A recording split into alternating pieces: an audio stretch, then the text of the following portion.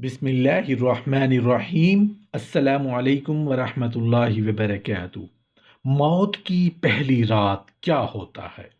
हज़रत सलमान रज़ी अल्लाह अन्हु से रिवायत है कि नबी करीम सल्लल्लाहु अलैहि वसल्लम ने इरशाद फरमाया, मौत के वक्त मोमिन को सबसे पहले कब्र में राहत, फूलों और जन्नत की खुश नेमतों की खुशखबरी मिलती है।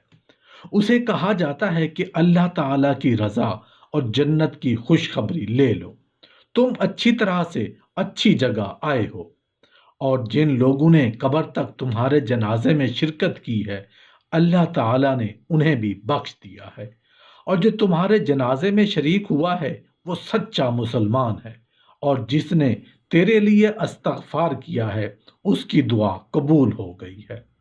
नबी करीम सल्लल्लाहु अलैहि वसल्लम ने इरशाद फरमाया कि अपने मरने वालों को नेक लोगों के दरमियान दफन किया करो, क्योंकि बुरे पड़ोस से मरने वालों को अजियत पहुंचती है, जैसा कि जिंदा आदमी को अपने बुरे पड़ोस से अजियत पहुंचती है। हजरत अनस रजी अल्लाह अन्हु से मरफून रिवायत है कि मैयत के जनाजा में शामिल होने वालों के लिए अल्लाह ताला कुछ फरिश्ते मुकर्रर फरमा देता है, जो गमगीन और रंजीदा होकर साथ जा रहे होते हैं। जब वो लोग मैयत को दफन कर देते हैं और वापस लौटते हैं, और फरिश्ते कब्र से मट्टी उठाकर लोगों पर फेंक देते हैं कि जाओ, तुम अपनी दुनिया में चले जाओ, तुम्हें अल्लाह ताला ने सब कुछ भुला दिया। तो मैयत का सब रंज और गम भूल जाते हैं और अपने अपने दीनी और दुनियावी कामों में मसरूफ हो जाते हैं, गोया के मरने वाला उनका कोई था ही नहीं। मदीना मुनव्वरा में एक शख्स का इंतकाल हो गया और उसे दफन कर दिया गया, तो एक साहब ने देखा गोया वो दोजख में है, तो उसे बहुत अफसोस हुआ। कुछ दिन बाद फिर उसे दिखाई दिया कि वही शख्स अब जन्नत में है। तो उन्होंने उससे पूछा, क्या बात है, पहले तुम दोजख में नजर आए और अब जन्नत में हो, तो तुम्हारे लिए ये कैसे मुमकिन हुआ और क्या चीज उसका सबब बनी? तो उस जन्नती शख्स ने जवाब दिया कि अभी एक नेक शख्स मेरे पड़ोस में दफन हुआ है, तो 40 आस पास वालों के लिए उसकी शफात मंजूर हुई है, और मैं भी उनमें शामिल हूँ। हजरत दाऊद अलैहिस्सलाम ने अल्लाह ताला से सवाल किया, अय अल्लाह करीम, जो शख्स तेरी रजा हासिल करने के लिए कब्र तक किसी जनाजा के साथ चले तो उसकी क्या जजा है? तो अल्लाह ताला ने जवाब दिया, उसे ये बदला मिलेगा कि उसकी वफात के रोज़ मेरे फरिश्ते उसके जनाजा के साथ साथ जाएंगे और मैं रूहों में उसकी रूह पर रहमत नाजिल करूँगा। हज़रत अब्दुल्ला बिन मसऊद रज़ी अल्लाह अन्हु से रिवायत है कि रसूल अल्लाह सल्लल्लाहु अलैहि वसल्लम ने इरशाद फरमाया कि हज़रत दाऊद अलैहिस्सलाम ने अर्ज़ किया, ऐ मेरे अल्लाह, जो मैयत को तेरी रज़ा के लिए कब्र तक छोड़ने जाए उसकी क्या जज़ा है? अल्लाह ताला ने फरमाया, उसकी जज़ा ये है कि मेरे फरिश्ते उस कब्र तक छोड़ने जाएंगे और रूहों में उसकी रूह पर रहमत की दुआएं करेंगे।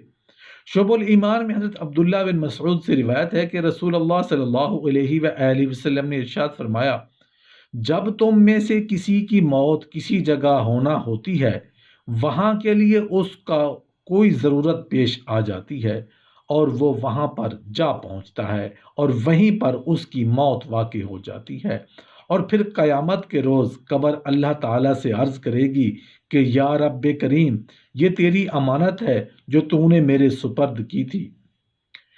इब्न अबी दुनिया ने सुलेमान बिन अब्दुल मलिक से रिवायत फरमाते हैं कि मोमिन बंदा जब फौत होता है तो ज़मीन के हिस्से एक दूसरे को पुकारते हैं कि अल्लाह ताला का एक मोमिन बंदा फौत हो गया है, तो ज़मीन व आसमान उसके लिए रोने लगते हैं। तो खुदाए रहमान फरमाता है, तुम मेरे बंदे पर क्यों रो रहे हो? वो कहते हैं, ऐ रब्बे करीम, वो जिंदगी में जब भी हमारे ऊपर से गुजरता था तेरा जिक्र किया करता था। इब्न अबी दुनिया ने अल कबूर में और इब्न मंदा ने हजरत अम्र बिन ज़र से रिवायत की है, फरमाती हैं, जब मोमिन अपनी कब्र में आता है तो कब्र उसे पूछती है, फरमा बरदार हो या नाफरमान। اگر وہ نیک ہوتا ہے تو ایک فرشتہ قبر کے ایک پہلو سے پکار کر قبر سے کہتا ہے، اے قبر، تو اس کے لیے سر سبز ہو جا، اس کے لیے رحمت بن جا، یہ اچھا بندہ ہے، یہ اللہ تعالیٰ کا فرما بردار تھا، یہ اچھی طرح سے تیرے پاس آیا ہے۔ تو قبر کہتی ہے، بس پھر تو عزت و احترام کا حقدار ہے۔ اور جب کافر کو اس میں رکھا جاتا ہے تو وہ کہتی ہے، میں تو جب تو میرے اوپر چلا کرتا تھا تجھ سے بغض رکھتی تھی، اب تیرا مجھ سے واسطہ پڑ گیا ہے، اب تجھے معلوم ہوگا کہ میں تمہارے ساتھ کیا برتاؤ کرتی ہوں۔ تو وہ اسے اس طرح سختی سے دبائے گی کہ اس کی دونوں طرف کی پسلیاں آپس میں گڈ ہو جائیں گی۔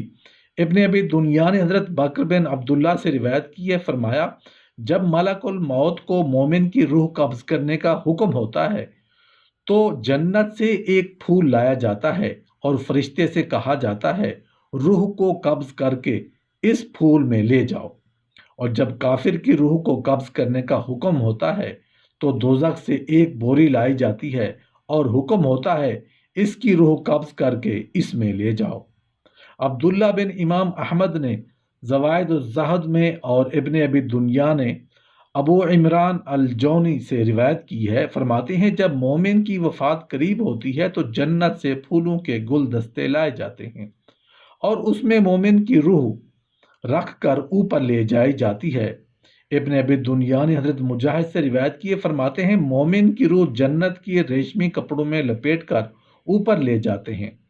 ابن جریر اور ابن ابی حاتم نے ابو العالیہ سے روایت کیے، فرماتے ہیں کہ اللہ تعالیٰ کا کوئی مقرب بندہ دنیا سے جدا نہیں ہوتا یہاں تک کہ جنت سے اس کے لیے شاخیں لائی جاتی ہیں اور وہ انہیں سونگھتا ہے اور اس کی روح جسم سے پرواز کر جاتی ہے۔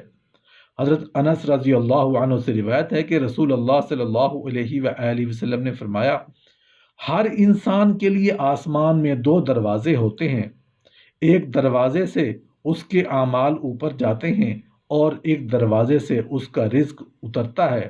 جب مومن بندے کی وفات ہوتی ہے تو دونوں دروازے اس کے لیے روتے